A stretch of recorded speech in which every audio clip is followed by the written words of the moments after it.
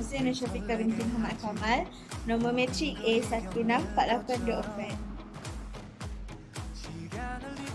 Assalamualaikum warahmatullahi wabarakatuh. Nama saya Muhammad Fikri bin Abdul Ghaffar. Bernombor kad matrik A165630. Hai, Assalamualaikum. Nama saya Nur Alia binti Muhammad Hamizah. Nombor matrik A165016. Assalamualaikum warahmatullahi wabarakatuh. Saya Radia binti Idrus, A163545. Hai, Assalamualaikum warahmatullahi wabarakatuh. Saya Nur Alia binti Muhammad. Nombor kad matrik A164085. Baiklah, sebelum kita melihat dengan lebih lanjut berkaitan dengan kajian ini, saya terlebih dahulu akan menerangkan bahagian pengenalan. Pragmatik ialah kajian sistematik makna berdasarkan kepada penggunaan bahasa dan kebergantungannya terhadap penggunaan bahasa. Topik utama pragmatik merangkumi implikator, perandaian, pelakuan tuturan bahasa dan juga diksis. Kajian lakuan bahasa telah lama dibahaskan oleh ahli-ahli bahasa yang lain. Kajian lakuan bahasa yang pertama dibahaskan oleh J.L. Austin pada tahun 1962 dalam bukunya yang bertajuk How to Do Things with Words. Austin merupakan orang pertama yang menekankan bahasa dan juga sudut lakuan. Beliau berpendapat bahawa sesuatu ayat yang dituturkan tidak hanya menyatakan sesuatu, sebaliknya terdapat lakuan seperti berjanji, menasihati, mengancam, mengarahkan dan sebagainya. Saidatun Nonis 2006 berpendapat bahawa sekiranya peristiwa bahasa dilihat dari sudut gejala sosial, maka lakuan bahasa dilihat dari sudut gejala individu yang bersifat psikologi dan keberlangsungan terhadap kemampuan si penutur dalam menghadapi sesuatu peristiwa. Beliau menyimpulkan bahawa seseorang penutur akan melakukan 3 perkara dalam sesuatu pertuturan, iaitu lakuan ilokusi, lokusi dan juga pelokusi. Berdasarkan lakuan ilokusi, Austin telah pecahkan kepada keputusan, penguasaan, perjanjian, tabiat kebiasaan dan juga tanggapan. Pada tahun 1969, setelah muncul dengan membuat semula perincian dan juga telah membahagikan kepada 5 lakuan, iaitu penyatuan, arahan, perjanjian, ekspresif dan juga pengisytiharan. Selepas Selbach dan juga Harnisch turut memperkenalkan konsep lakuan bahasa dengan memecahkan kepada 4 lakuan, iaitu pengakuan, arahan, perjanjian dan juga pengumuman. Namun begitu, lakuan bahasa kritikan tidak menjadi komponen utama dalam analisis lakuan bahasa. Analisis lakuan bahasa kritikan melihat kepada pengakuan baik dan juga buruk terhadap seseorang, institusi pertubuhan dan juga sebagainya. Lakuan bahasa kritikan juga merupakan lakuan yang dominan terhadap sesuatu kehidupan harian. Oleh itu, kajian ini menumpukan terhadap lakuan bahasa kritikan. Di dalam kajian ini terdapat 2 objektif yang utama, iaitu yang pertama, analisis lakuan tutur kritikan berdasarkan gender dan juga yang kedua, analisis lakuan tutur kritikan berdasarkan pendidikan. Terdapat 2 kuasa ilmu yang kami dapati, iaitu yang pertama, lakuan tutur kritikan dalam kalangan penutur Vietnam. Kajian ini diolah oleh Nguyen Thi Tu Minh. Kajian ini menggunakan teori model strategi kritik. Teori ini dikaji dalam kalangan penutur Vietnam yang terbahagi kepada 2, iaitu 1. Strategi terarah, yang kedua strategi tak terarah. Yang kedua ialah artikel yang bertajuk Lakuan Bahasa dalam Forum Siri Sinar Harian oleh Abdul Ghani Laingkang, Abdul Razak Abdul Karim, Ridwan Mokhtar.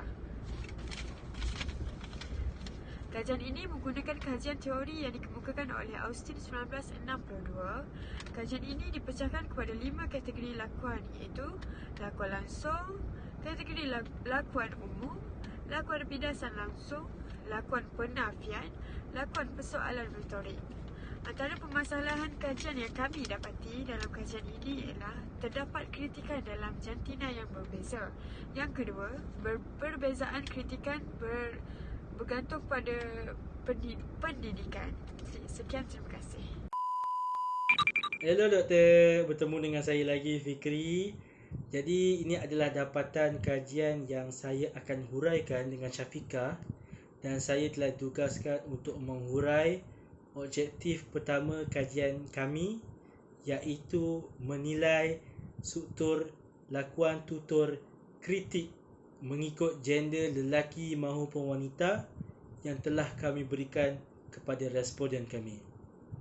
Jadi, saya akan lampirkan dalam video ini 5 soalan yang telah kami masukkan ke dalam borang soal sidik dan berikan jawapan mereka yang sangat menarik dan sangat tertarik.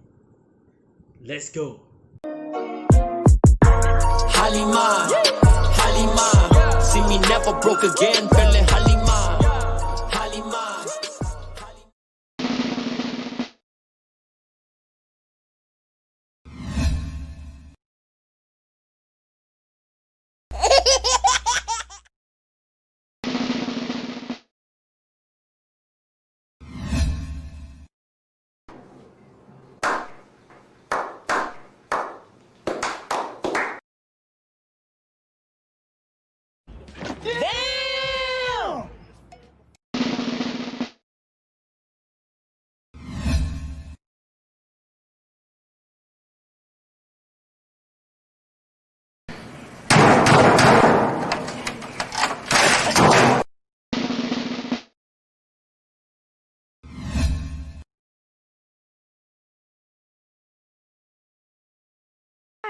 Okay.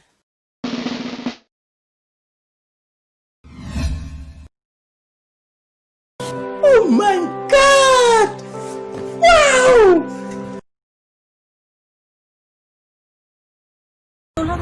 Betul. Betul, dia buat betul lah. Dia buat betul.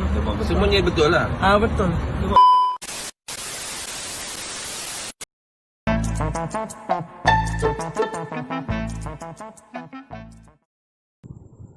Baik, saya telah lampirkan tadi soalan 1 sehinggalah soalan 5 berserta dengan jawapan yang telah diberikan oleh responden kami. Jadi saya ingin huraikan dan simpulkan yang mana jika dilihat dengan jawapan yang telah diberikan oleh kedua-dua gender tersebut, saya dapati yang mana kaum Hawa iaitu perempuan lebih bersikap emosi ataupun bersikap lebih terperinci membawa kepada beberapa struktur bila mengkritik sesuatu perkara. Contoh saya boleh katakan untuk soalan yang pertama, bagaimanakah anda mengkritik rakan anda yang sering memuat naik gambar di mana-mana media, social media. Jadi kita lihat di situ untuk jawapan perempuan, saya ambil contoh, kau memang tak ada kerja lain asyik nak post gambar je. Jadi di situ jika dilihat secara langsung bila dihuraikan dengan melalui percakapan, konteks yang diberikan oleh wanita tersebut lebih ke arah perlian ataupun sindiran, yang mana beliau tidak suka melihat rakan beliau selalu post gambar di mana-mana social media. Jadi untuk jawapan lelaki pula dilihat, tak apalah, hak masing-masing kan. Jawapan yang begitu sinematik, yang sangat-sangat sempoi bagi saya. Jadi itu adalah salah satu contoh jawapan yang telah diberikan oleh kaum lelaki dan kaum wanita, yang mana jika dilihat dari 1 sehinggalah 5, jawapan ataupun kritikan yang diberikan oleh kaum wanita lebih bersifat sindiran, lebih bersifat terperinci, yang mana menusuk ke hati, berbanding dengan responden lelaki yang didapati dalam kajian ini hanya ada 3 orang saja. Jadi boleh dikatakan bahawa kritikan yang oleh gender wanita lebih menusuk di kalbu ataupun lebih bersifat emosi berbanding dengan kaum Adam.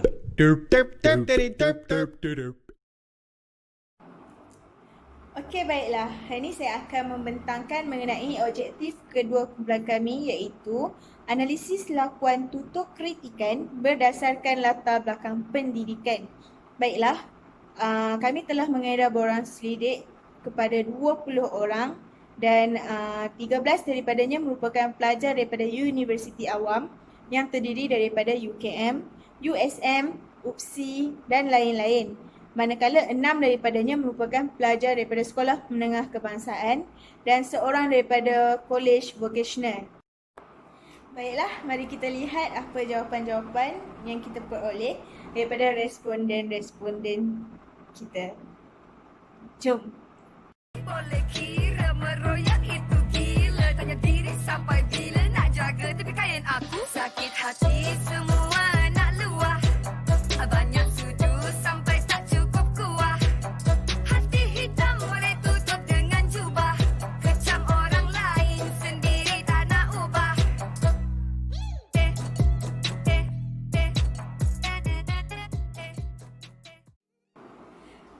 Okey, itu dia tadi antara jawapan-jawapan yang telah diberikan oleh responden kami yang terdiri daripada pelajar daripada Universiti Awam, Sekolah Menengah Kebangsaan dan juga pelajar Kolej Vocational.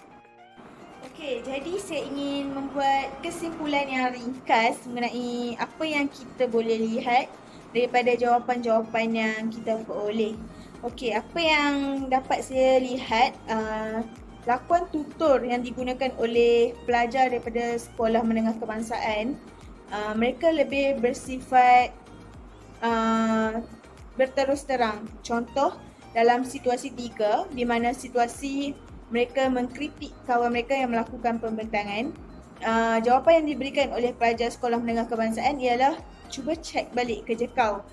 Nampak dengan jelas ya, pelajar tersebut memberikan satu kritikan yang jelas dan tepat kepada rakannya. Manakala kalau kita lihat pula penggunaan lakuan kritikan yang digunakan oleh pelajar universiti, beliau menggunakan lakuan kritikan yang bersifat mengkritik tetapi juga memberi solution kepada orang yang dikritik. Okey, sebagai contoh, apa yang dicakap oleh pelajar tersebut ialah cuba kau buat balik cara macam lain sebab cara macam tu macam tak nice. Okey, jadi kita lihat di sini beliau mengkritik rakan beliau mengenai pembentangan yang dilakukan, tetapi dalam masa yang sama beliau cuba untuk memberi satu solusi lain untuk kawan yang dikritik, meningkatkan lagi daya dalam membentang sesuatu perkara. Selain itu, kita juga boleh lihat lakuan kritikan yang berlaku pada situasi kedua, iaitu situasi di mana anda mengkritik rakan anda yang sering membeli belah secara atas talian. Okey, di sini agak menarik. Lakuan kritikan yang digunakan oleh pelajar sekolah menengah ialah beliau mengkritik rakan beliau dengan menyuruh rakan beliau untuk berjimat cermat. Ayat kritikan yang digunakan ialah kau ni cuba kau berjimat-jimat sikit. Okay, nampak di situ jelas kritikan beliau ingin menyuruh rakan beliau untuk berjimat cermat. Manakala berbeza dengan pelajar di universiti dan juga pelajar kolej, mana mereka menggalakkan rakan mereka untuk membeli belah, iaitu dengan antara ayat lakuan tutur kritikan yang digunakan oleh mereka ialah belilah lagi, duit kau bukan duit aku. Okay, jadi di situ kita lihat penggunaan lakuan kritikan yang diberikan oleh pelajar universiti adalah lebih santai dan mempunyai double meaning, iaitu mempunyai makna yang tersirat. Sama ada beliau menggalakkan lagi rakan beliau untuk terus membeli. Itu saja yang dapat saya simpulkan berdasarkan jawapan-jawapan yang diterima daripada responden. Okey, sekian, terima kasih. Bye-bye. Okay, hi. So, saya di sini akan membentangkan tentang kesimpulan. Rakan-rakan saya dah bentangkan tentang pendahuluan, kosa ilmu, dapatan kajian, dan saya akan simpulkan keseluruhan kajian yang telah kami laksanakan.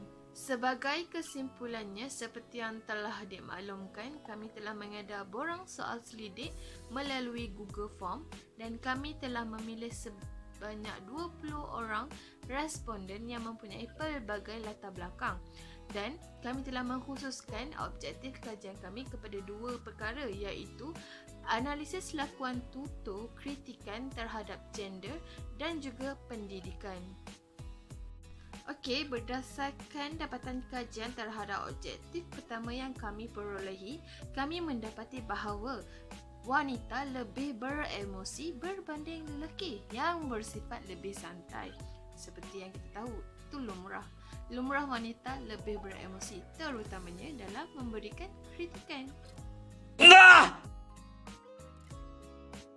Okey, berdasarkan dapatan kajian terhadap objektif yang kedua, iaitu berdasarkan pendidikan, menunjukkan bahawa pelajar SMK ini bersifat lebih berterus terang dalam memberikan kritikan berbanding pelajar universiti yang bersikap lebih santai dan tidak begitu berterus terang, dan setiap ujaran kritikan yang diberikan terdapat makna yang tersirat.